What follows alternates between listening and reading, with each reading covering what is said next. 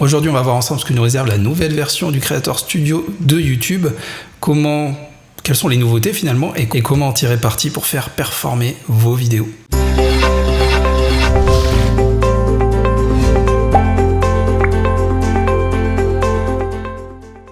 Alors, le nouveau Creator Studio, qu'est-ce que c'est ?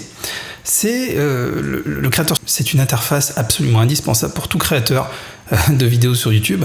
Elle va vous permettre de gérer entre autres vos vidéos, vos différentes vidéos.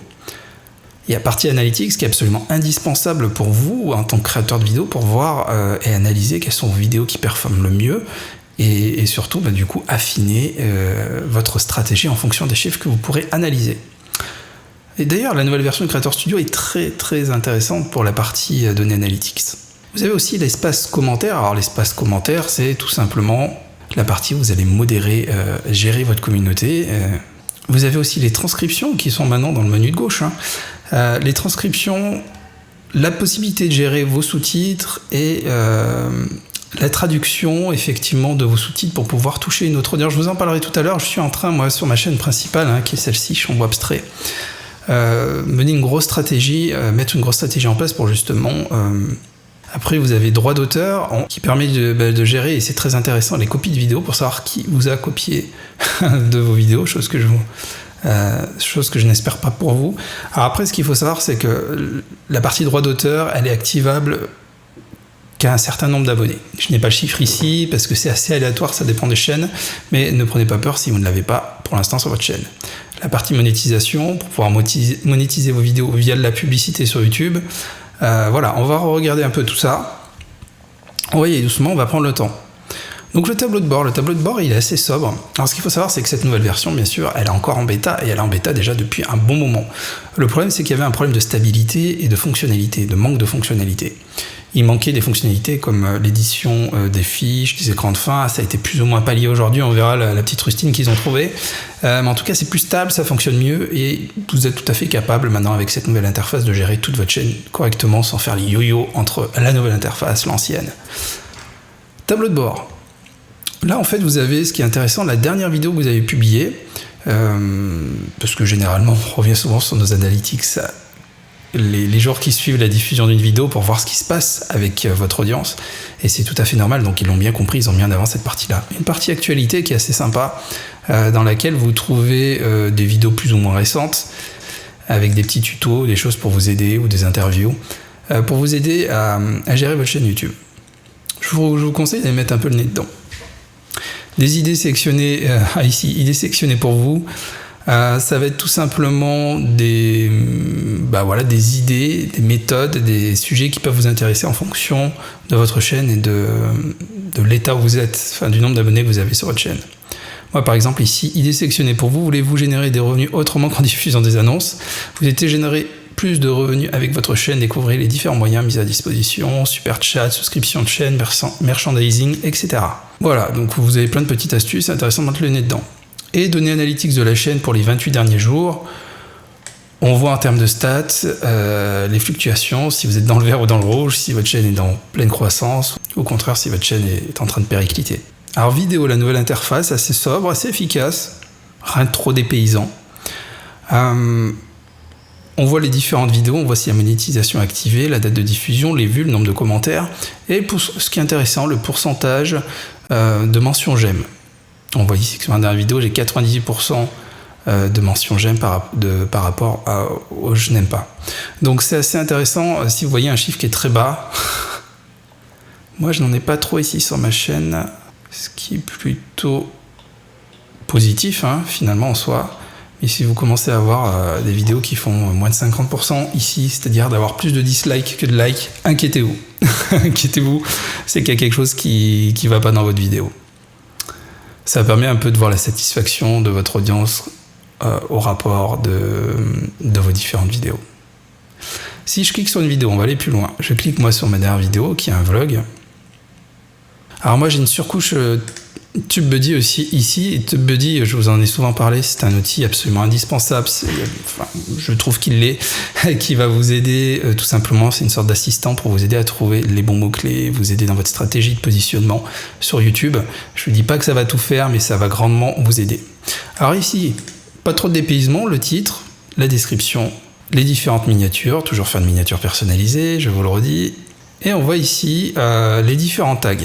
Alors les différents tags, pas trop de changements. Voilà.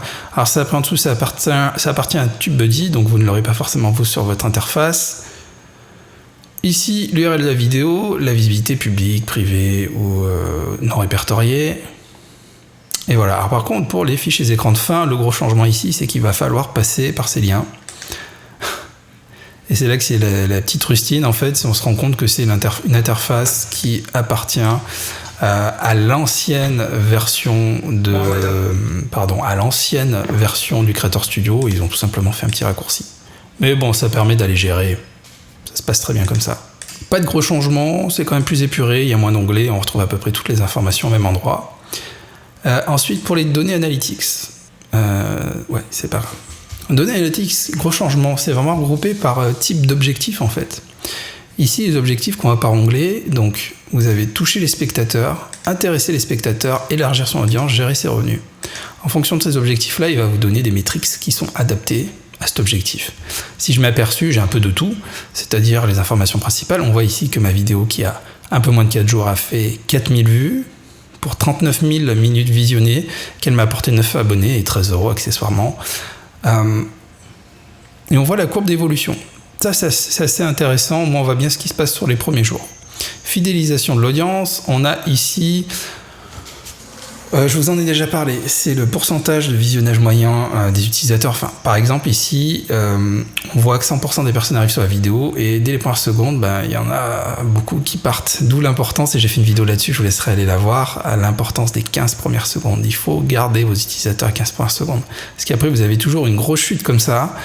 Et le but, c'est de se maintenir, voilà, il ne faut pas que vous ayez une courbe qui vienne vraiment s'aplatir à zéro. Alors là, la vidéo est quand même longue, le format est spécifique. Moi, je tombe assez bas. Autant le dire, là, je tombe à 15% sur la fin, c'est que ça devait être un peu long. Il y avait peut-être un peu de longueur. Activité en temps réel, alors ça, c'est quelque chose que vous connaissez. Attention, c'est très addictif de ne pas trop mettre le nez dedans, mais on voit ce qui se passe les dernières 48 heures et on peut voir ce qui se passe les 60 dernières minutes pour les plus acharnés. Et du coup, cette fonctionnalité en temps réel permet de voir les fluctuations de la vidéo. Et puis en dessous, vous avez les sources de trafic, donc fonctionnalité de navigation, suggestion de vidéo 24%, externe 14%. On voit ici quelles sont les sources de trafic qui a généré cette vidéo. Si je clique sur toucher spectateur, on retrouve certaines informations similaires, mais elles sont abordées autrement. Donc ici, on voit les impressions. Impressions, c'est-à-dire combien de fois votre vidéo a été affichée sur YouTube ou à différents endroits, et combien de fois elle a été cliquée, votre vignette a été cliquée pour arriver sur votre vidéo. Ici, 2,5%, ce qui n'est pas exceptionnel. On retrouve différentes informations qui sont les mêmes, et là, on a ce fameux entonnoir, je vous en parlerai bien plus précisément, parce que là, la vidéo, sinon, va être beaucoup trop longue, mais il est extrêmement important de savoir analyser cet entonnoir. On voit ici qu'il y a eu 52 000 impressions, que 2,5% des personnes qui ont de ces impressions-là ont cliqué, ce qui fait qu'au final, la vidéo a généré en quelques jours 1300 vues. Le but, c'est de maximiser quand même ce taux de clic. Si ce taux de clic est assez élevé, ça sous-entend que votre vignette est efficace, et que les utilisateurs trouvent votre vidéo, enfin la vignette pertinente, et cliquent sur votre vignette plutôt qu'une autre. En dessous, vous avez une source de trafic via la recherche YouTube, donc on voit les quelques mots-clés qui ont été tapés pour trouver ma nouvelle vidéo. Et on retrouve différentes sources de trafic externes, etc. Voilà, je vais pas plus loin, vous regarderez, mais l'approche est assez intéressante et finalement c'est didactique. On s'y retrouve, au début c'est un peu dépaysant, mais une fois qu'on s'y retrouve, ça reste ancré, c'est assez facile d'approche. Générer les revenus, pareil, on voit ce qu'a généré la vidéo, c'est depuis ces quelques jours, voilà. En dessous, vous avez application de montage. Application de montage, alors là, ils sont allés un peu plus loin quand même. Au début, c'est ce qui vous permet de rééditer votre vidéo une fois en ligne. Et c'est là que c'est fort, parce que des fois, vous avez envie de flouter un endroit, de couper une zone, où il y a quelque chose que vous avez laissé ou autre. Vous avez envie de mettre un peu de musique. Mais vous pouvez le faire très facilement avec cette interface. Une fois que vous enregistrez, après, par contre, c'est un peu long, mais ça va mettre à jour automatiquement la vidéo en ligne. Vous n'avez pas à renvoyer de vidéo ou autre, et ça, assez puissant quand même. En dessous, vous avez la partie commentaires. La partie commentaires, alors quand une vidéo est activée, on la voit activée en haut à droite.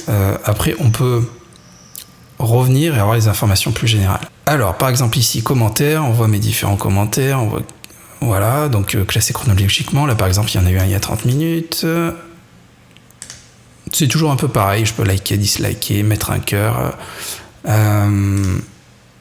signaler. Là, les fonctionnalités n'ont pas changé, c'est juste la présentation qui est un peu plus épurée, on va dire, au niveau des commentaires. Par contre, on voit bien à droite à quelle vidéo appartient le commentaire, c'est assez intéressant. Ensuite, transcription. La transcription, avant, l'accès était assez différent.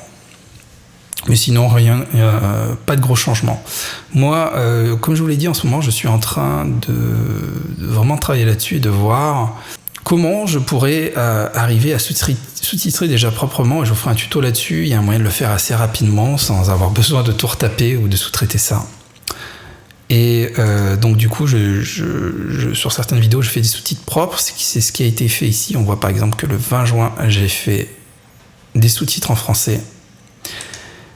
Et je suis en train de mettre des versions de sous-titres en anglais pour essayer de toucher un autre public et de voir en termes de SEO comment il est possible d'aller toucher un autre public non francophone par le biais justement de la traduction et de l'optimisation des titres en SEO aux États-Unis. Parce que le titre en anglais, vous pouvez, quand vous activez plusieurs langues, et c'est là que c'est très intéressant, pouvoir mettre un titre en français et un titre en anglais. Vous pouvez switcher entre les deux.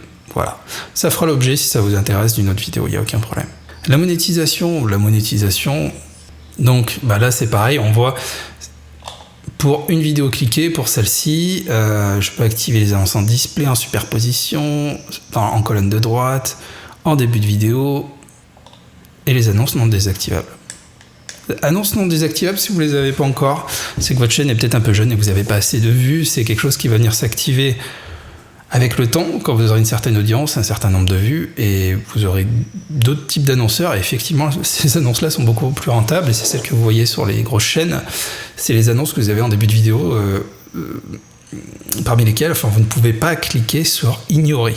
Donc vous êtes obligé de regarder la publicité, donc forcément, c'est plus rentable. Voilà pour cette nouvelle interface. Donc on n'est pas forcément très dépaysé. Par contre, je trouve que ça va beaucoup plus vite, et sans parler forcément de votre débit de connexion Internet. Mais au niveau du code, je pense qu'ils ont allégé leur interface. Ça fonctionne bien. Ça fonctionne bien, il n'y a rien à dire. On espère juste que les quelques bugs ou l'implémentation des fiches et des écrans de fin viendra assez rapidement pour qu'on ait une version stable et qu'il n'y ait plus ce petit bêta là sur le logo. Voilà, mais en tout cas, ça va vraiment être votre allié. Je vous recommande. Ça montre même les posts. Je ne l'avais pas vu tout à l'heure. Par exemple, ici, alors les posts, je vous le montre. C'est une petite parenthèse, hein, je fais ça simplement. Il va arriver un certain nombre d'abonnés. Vous allez avoir, pour l'instant, c'est encore réservé à ceux qui ont un certain nombre d'abonnés, mais vous allez avoir la partie post. Qu'est-ce que c'est que la partie post? C'est une partie où vous allez pouvoir diffuser, comme sur les réseaux sociaux, une vidéo, un sondage, une image en mode texte avec un fil d'actualité.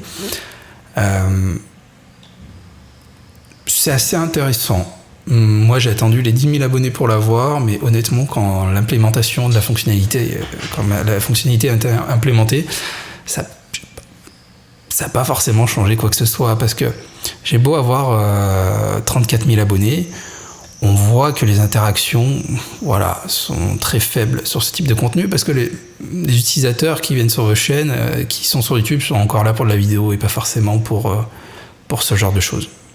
Voilà. Mais ce qui est bien, c'est que là, on peut mettre des petits messages, faire des petits sondages sans forcément avoir une nouvelle vidéo à faire ou autre. Et les utilisateurs peuvent commenter, un peu comme sur Facebook, par exemple, ou Instagram. Hein. Et c'est plutôt intéressant. Alors, pour savoir si vous avez accès à cette fonctionnalité, il suffit d'aller sur votre chaîne et de voir ici si vous avez l'onglet Communauté. Si vous ne l'avez pas, il faudra attendre un peu. Je suis désolé, je ne peux rien faire pour vous à ce niveau-là. Alors voilà pour le petit tour de ce nouveau Creator Studio. Je vous invite vraiment à poser vos questions si vous avez des questions sur cette nouvelle version. J'en ai fait pas mal le tour et j'ai vraiment usé l'autre version. J'ai passé un temps incalculable. Donc si vous avez une question sur l'ancienne interface ou la nouvelle, n'hésitez pas. Si je peux vous répondre, ça sera avec grand plaisir. Pour ceux qui ne me connaissaient pas, je m'appelle Anthony Chambaud, je suis donc à la fois artiste peintre et infopreneur. Et dans mon activité principale, ma chaîne principale, donc qui a à peu près 35 000 abonnés, je J'analyse voilà, constamment les occasions de faire évoluer ma chaîne, de voir ce qui fonctionne, ce qui ne fonctionne pas. Et sur cette chaîne, et j'ai fait une seconde chaîne, la chaîne que vous êtes en train de regarder, le LabTube, je vous propose justement un retour d'expérience sur ce que j'ai pu voir sur YouTube, sur mes différentes chaînes, des erreurs à faire ou à ne pas faire. Et d'ailleurs, je vous propose de télécharger, c'est totalement gratuit, mais 21 techniques pour performer sur YouTube. C'est une mini-formation vidéo, ça dure 30 minutes, voilà, c'est à télécharger. Je vous donne le lien ici, vous pourrez la regarder directement en ligne. Il suffit de cliquer ici, de donner votre mail et vous allez recevoir un lien pour voir cette vidéo. Dedans, j'ai vraiment donné plein de choses sur le matériel, sur ce qu'il faut faire, ne pas faire, les petites astuces, pas pour hacker la machine, parce qu'on peut pas vraiment la hacker, mais pour aller un peu plus vite, c'est pour surtout pas perdre de temps sur la croissance de votre chaîne YouTube, parce que le temps de traction est long. Et voilà, je vous explique tout ça dans cette vidéo. Je vous mets le lien ici. Puis bien entendu, si vous voulez recevoir les nouvelles vidéos qui sortent chaque semaine, n'oubliez pas de vous abonner et surtout de cliquer sur les petites cloches pour être notifié. Sinon, vous ne recevrez pas les vidéos. Voilà, je vous remercie et je vous dis à très bientôt pour une nouvelle vidéo. Vous voulez continuer? Je suis certain que vous allez adorer cette vidéo que je vous montre ici. Puis en passant, vous pouvez vous abonner en cliquant sur le petit cercle.